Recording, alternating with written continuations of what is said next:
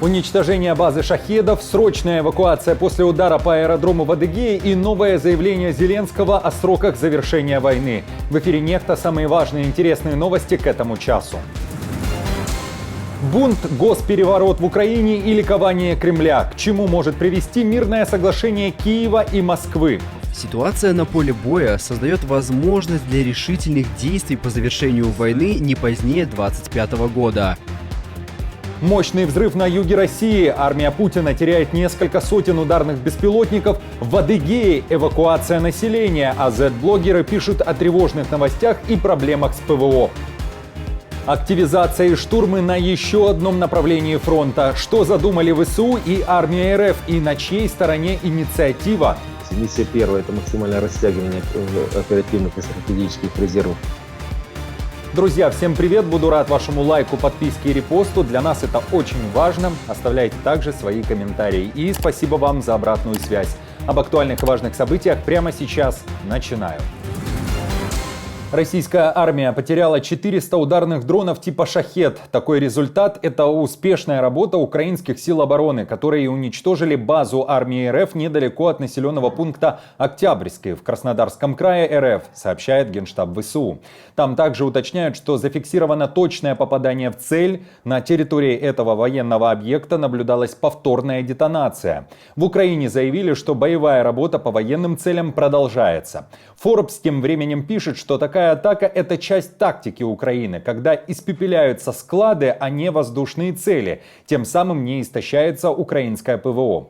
Уничтожение российских баз и каковы последствия для армии РФ и для Украины? Эти вопросы мы обсудили с полковником ВСУ, бывшим спикером Генштаба ВСУ и военным журналистом, который ежедневно следит за ситуацией на фронте, Владиславом Селезневым. Сейчас наши силы действуют на упреждение, пытаясь разрушить не только экономический, но и военный потенциал российской армии. Прилеты по базам, арсеналам и складам, в том числе главного ракетно-артиллерийского управления российской армии, тому является свидетельством. Для нанесения ударов по вражеским военным объектам используются ракеты типа «Нептун», которые прошли соответствующий апгрейд, усовершенствование. Это, как по мне, очевидно. 3 месяца примерно тому назад я имел возможность пообщаться с генеральным директором КБ «Луч» Олегом Коростылевым. Уже тогда он сказал, что в ближайшей перспективе на противника ожидает немало неприятных сюрпризов, связанных именно с усовершенствованием ракет от украинских производителей типа «Нептун». И, собственно говоря, в настоящее время мы последствия этих самых усовершенствований наблюдаем. Уничтожить военный потенциал противника значит создать более предпочтительные условия для ведения оборонительных боевых действий, что вкладывается в логику действий украинской армии в 2024 году. Стратегическая оборона, ключевая цель которой – максимальное выхолащивание боевых возможностей российской армии. Срочная эвакуация жителей поселка Родниковый в Адыгее. Результат налета БПЛА на аэродром Ханское. Асинт-аналитики утверждают, что удар пришелся по складу горюче-смазочных материалов. Z-военкоры намекают, что повреждены также самолеты Су-34, как минимум 2 единицы. В Адыгее признаются, что последствия ощутимы. О ситуации с эвакуацией граждан. На данный момент все жители поселка Родникового находятся в безопасности. Все были организованно эвакуированы в пункт временного размещения. Сейчас там остаются порядка 30 человек, остальные уехали к родственникам.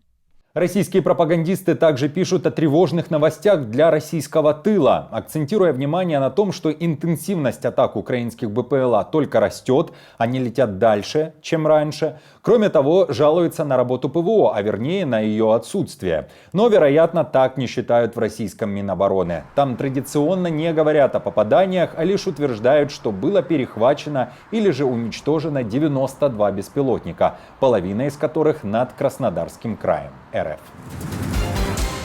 Армия России ударила баллистикой по портовой инфраструктуре в Одесской области. На момент записи видео известно как минимум о 8 погибших. В Украине говорят, что сейчас Москва пытается сорвать работу украинского зернового коридора. Отмечается, что совершена уже 3-я атака по гражданскому судну.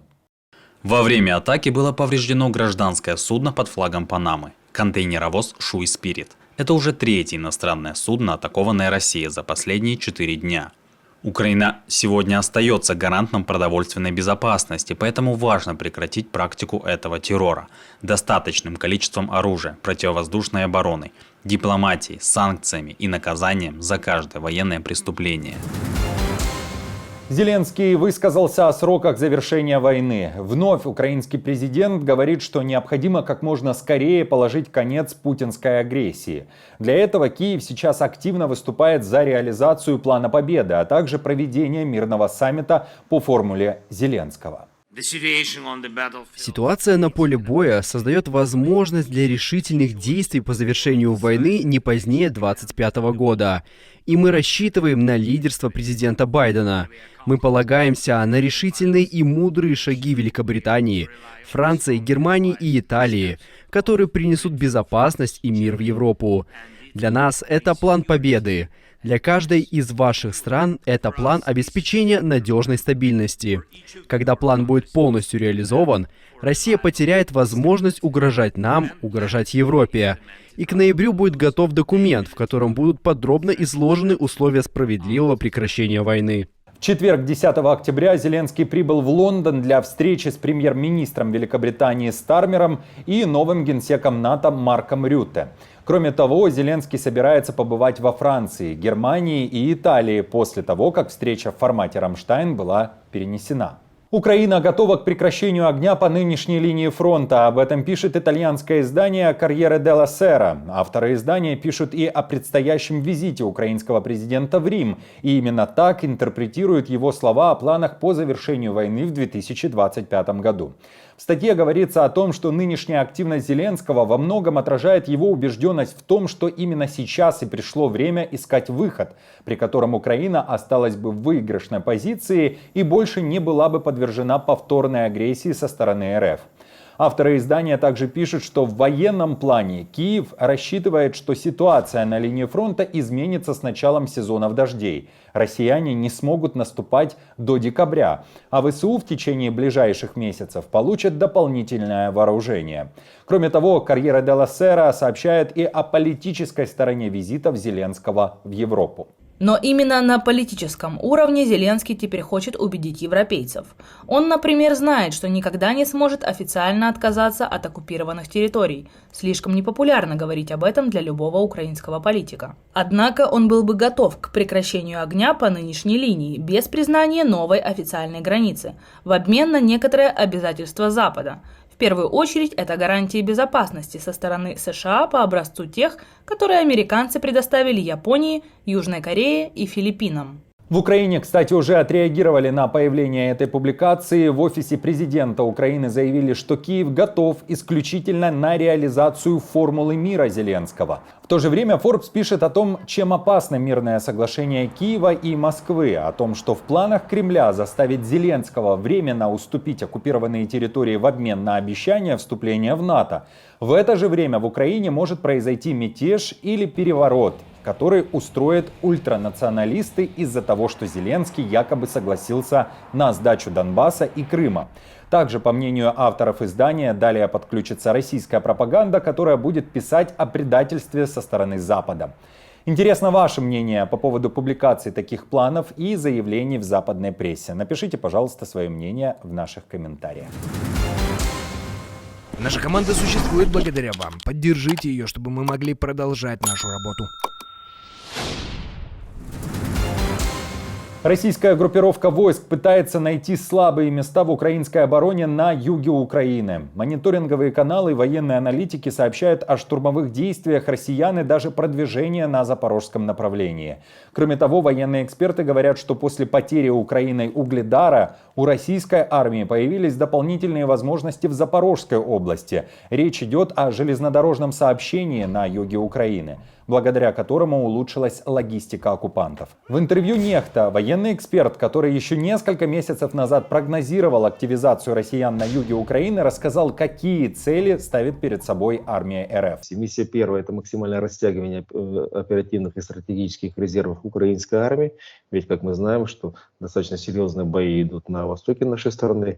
Ну и, в принципе, в эфире с вами мы в свое время обговаривали, что, скорее всего, логика действий российской армии будет следующего характера. Основные усилия противник будет прилагать на восточном фасе российско-украинского фронта, Донецкой и Луганской области, а вспомогательными участками будет север Харьковской области и юг Запорожской области. В принципе, то, что сейчас делает российская армия, вкладывается в логику наших рассуждений. Что дальше? Дальше фактор динамики боевых действий будет напрямую зависеть от фактора ресурсных возможностей. Ну и плюс мы должны не забывать про фактор погодных условий. Начинаются осенние дожди, соответственно, полевые дороги превращаются в сплошное болото. В таких условиях активно использовать бронетехнику, в том числе и танки, будет невозможно. Носитель ракет «Кинжал», российский МиГ-31К, впервые за 1,5 года прилетел в Беларусь. Об этом пишут мониторинговые каналы. По их данным, истребитель приземлился на аэродроме Мачулище, которое находится всего в нескольких сотнях километров от границы с Украиной. Напомню, что когда такой самолет взлетает в Беларуси или же России, то в Украине моментально включают воздушную тревогу на всей территории страны, предупреждая о возможном ракетном ударе.